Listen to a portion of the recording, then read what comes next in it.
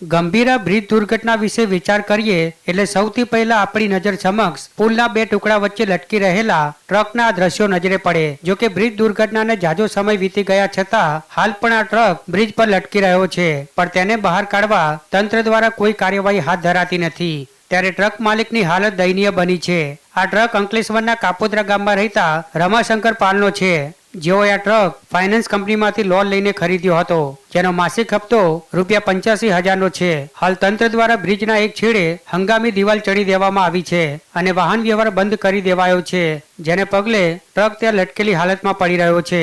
આમ તો આ ટેન્કર જે તે સમયે બ્રિજ ઉપરથી પસાર થતું હતું ત્યારે તે ખાલી હતું અને હોનારત બાદ તંત્રએ આ ટેન્કરને કોઈને કોઈ રીતે બહાર કાઢવા સરકારી મશીનરીનો ઉપયોગ કરવો જોઈતો હતો, પરંતુ આ અંગે વહીવટી અધિકારીઓએ ટેન્કર કાઢવા બાબતે હાથ ઊંચા કરી દીધા અને ટ્રકને બહાર કાઢવા વહીવટી તંત્ર પાસે જે મદદ તેમજ સહકાર મળવો જોઈએ તે મળી રહ્યો નથી। જો કે ટ્રકને બહાર કાઢવા ટ્રક માલિકે અનેકવાર અધિકારીઓ રાજકારણીઓ સમક્ષ રજૂઆત કરી મદદરૂપ થવા આજીજી કરી, પરંતુ તમામે હાથ ઊંચા કરી દેતા હવે પ્રતિમાસ ₹85,000નો માસિક લોનનો હપ્તો ભરવો કઈ રીતે તેવી મૂંઝવણમાં ટ્રક માલિક મુકાયો છે।